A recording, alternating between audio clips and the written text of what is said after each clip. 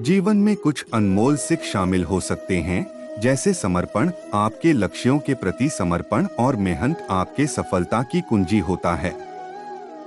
संवाद अच्छा संवाद और सुनने की कौशल क्षमता संबंधों को मजबूत बना सकता है।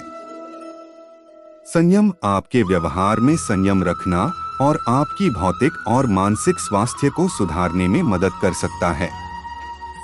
आभार धन्यवादी होना और दूसरों के साथ कृतज्ञता बनाए रखना मानसिक सुख का स्रोत हो सकता है। समय का मूल्य समय का सही तरीके से प्रबंधन करना और महत्वपूर्ण कार्यों को प्राथमिकता देना महत्वपूर्ण है। आत्मस्वाध्याय खुद को समझना और स्वयं के साथ संदेह करने की क्षमता व्यक्तिगत विकास के लिए महत्वपूर्ण है। सहयोग अन्य लोगों के साथ काम करना और उनसे सहयोग करना आपके लिए और उनके लिए दोनों बेहद मूल्यवान हो सकता है। चैनल में नए हो तो वीडियो को लाइक और चैनल को सब्सक्राइब करें और एक प्यारा सा कमेंट करें। संघर्ष में अवस्था को संभालना जीवन में संघर्ष आना स्वाभाविक है, परंतु उस समय अपनी संतानता को बनाए रखना महत्वपूर्ण है। संयम से जिएं आत्मनियंत्रण और संयम से जीवन को अनुभवित करना जिसमें आत्मसंवेदनशीलता और संतुलन हो बहुत महत्वपूर्ण है। धैर्य रखें जब जीवन में मुश्किलें आती हैं तो धैर्य रखना और आगे बढ़ना महत्वपूर्ण है। संवेदनशीलता और समय का मूल्य समझना दूसरों की भावनाओं का सम्मान करना और समय का सही तरीके से प्रबंधन करना जीवन को सफल बनाता है। सहयोग और संवाद की महत्वपूर्णता दूसरों के साथ सहयोग और सही संवाद बनाए रखना समृद्ध और संबंधों से भरा जीवन जीने में मदद करता है। सच्चाई और ईमानदारी हमेशा सच्चाई में रहना और ईमानदारी से जीना जीवन को उच्च मानकों की ओर ले जाता है। स्वास्थ्य का ध्यान रखना अच्छी सेहत का ध्यान रखना जीवन की गुणवत्ता को बनाए रखने में मदद करता है। ये अनमोल सीख हमें संपूर्ण जीवन के लिए मार्गदर्शन प्रदान कर सकते हैं। इसे इस कहानी के माध्यम से समझे सीख जो जीवन बदल दे। एक राजा था जिसका नाम अजीत सिंह था। उनके जीवन में सभी सुख थे, राज्य का काम काज भी ऐशो आराम से चल रहे था।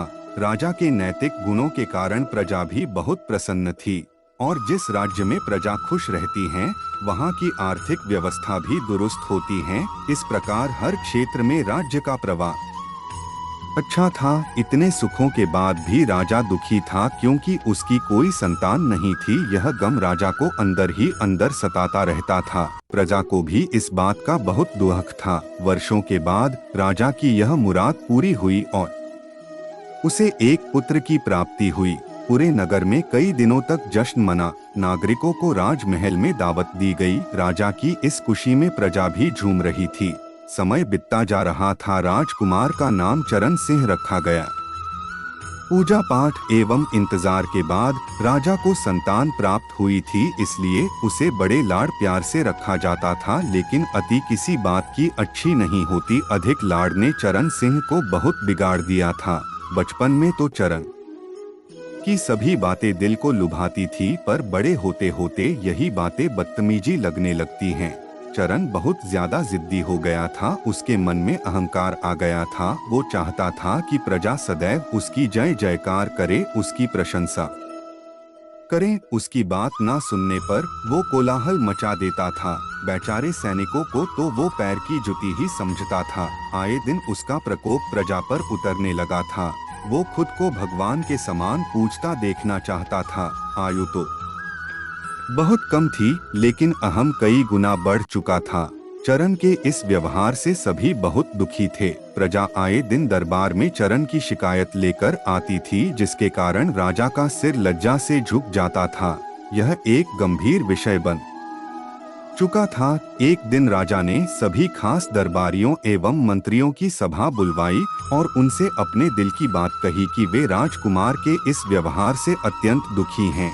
राजकुमार इस राज्य का भविष्य हैं। अगर उनका व्यवहार यही रहा तो राज्य की खुशहाली चंद दिनों में ही जाती रहेगी। दरबारी राजा को सांत्वना देते हैं और कहते हैं कि आप हिम्मत रखें वरना प्रजा निस्सहाय हो जाएगी। मंत्री ने सुझाव दिया कि राजकुमार को एक उचित मार्गदर्शन एवं सामान्य जीवन के अनुभव की जरूरत है। आप उन्हें गुरु सत्यदेव के आश्रम भेज दीजिए। सुना है वहाँ से जानवर भी इंसान बनकर निकलता है। यह बात राजा को पसंद आई और उसने नंदन को गुरुजी के आश्रम भेजा। अगले दिन राजा अपने पुत्र के साथ गुरुजी के आश्रम पहुँचे। राजा ने गुरु सत्यदेव के साथ अकेले में बात की और चरण के विषय में सारी बातें कही। गुरुजी ने राजा को आश्वस्त किया कि वे जब अपने पुत्र से मिलेंगे तब उन्हें गर्व महसूस होगा। गुरुजी के ऐसे शब्द सुनकर राजा को शांति महसूस हुई और वे सहर्ष अपने पुत्र को आश्रम में छोड़कर राजमहल लौट गए। अगले दिन सुबह गुरु के खास चेले द्वारा चरण को भिक्षा मांग कर खाने को कहा गया, जिसे सुनकर चरण ने साफ इनकार कर दिया। चेले ने उसे कह दिया कि अगर पेट भरना है तो भिक्षा मांगनी होगी और भिक्षा का समय शाम तक ही है, अन्यथा भूखा रहना पड़ेगा। चरण ने अपनी अकड़ में चेले की बात नहीं मानी और शाम होते होते उसे भूख लगने लगी, लेकिन उसे खाने को नहीं मिला। दूसरे दिन उसने भिक्षा मांगना शुरू किया। शुरुआत में उसके बोल के कारण उसे कोई भिक्षा नहीं देता था, लेकिन गुरुकुल में सभी के साथ बैठने पर उसे आधा पेट भोजन मिल जाता था। धीरे धीरे उसे मीठे बोल का महत्व समझ आने लगा और करीब 1 महीने बाद चरण को भर पेट भोजन मिला, जिसके बाद उसके व्यवहार में बहुत से परिवर्तन आए। इसी तरह गुरुकुल के सभी नियमों ने राजकुमार में बहुत से परिवर्तन किए, जिसे सत्यदेव जी भी समझ रहे थे। एक दिन सत्यदेव जी ने चरण को अपने साथ सुबह सैर पर चलने कहा। दोनों सैर पर निकल गए। रास्ते में बहुत बातें की। गुरुजी ने चरण से कहा कि तुम बहुत बुद्धिमान हो और तुझ में बहुत अधिक ऊर्जा है, जिसका तुम्हें सही दिशा में उपयोग करना आना चाहिए। दोनों चलते चलते एक सुंदर बाग में पहुंच गए, जहां बहुत सुंदर सुंदर फूल थे, जिनसे बाग महक रहा था। गुरुजी ने चरण को बाग से पूजा के लिए गुलाब के फूल तोड़ने कहा। चरण झट से सुंदर सुंदर गुलाब तोड़ लाया और अपने गुरु के सामने रख दिए। अब गुरुजी ने उसे नीम के पत्ते तोड़कर लाने कहा। चरण वो भी ले आया। अब गुरुजी ने उसे एक गुलाब सूंघने दिया और कहा, बताओ कैसा लगता है। चरण ने गुलाब सूंघा और गुलाब की बहुत तारीफ की। फिर गुरुजी उसे नीम के पत्ते चखकर उसके बारे में कहने को कहा। जैसे ही चरण ने नीम के पत्ते खाए, उसका मुंह कड़वा हो गया और उसने उसकी बहुत निंदा की और यहाँ वहाँ पीने का पानी ढूंढने लगा। चरण की यह दशा देख गुरुजी मुस्कुरा रहे थे। पानी पीने के बाद चरण को राहत मिली। फिर उसने गुरुजी से हंसने का कारण पूछा। तब गुरुजी ने उससे कहा कि जब तुमने गुलाब का फूल सूंघा तो तुम्हें उसकी खुशबू बहुत अच्छी लगी और तुमने उसकी तारीफ की, लेकिन जब तुमने नीम की पत्तियां खाई तो तुम्हें वो कड़वी लगी और तुमने उसे थूक दिया और उसकी निंदा भी की। गुरुजी से चरण को समझाया, जिस प्रकार तुम्हें जो अच्छा लगता है तुम उसकी तारीफ करते हो, उसी प्रकार प्रजा भी जिसमें गुण होते हैं उसकी प्रशंसा करती हैं।